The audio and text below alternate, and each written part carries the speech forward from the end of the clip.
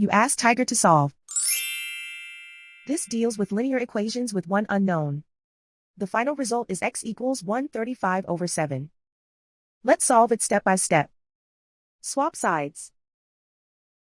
Group all constants on the right side of the equation. Subtract 30,000 from both sides. Group like terms. Simplify the arithmetic.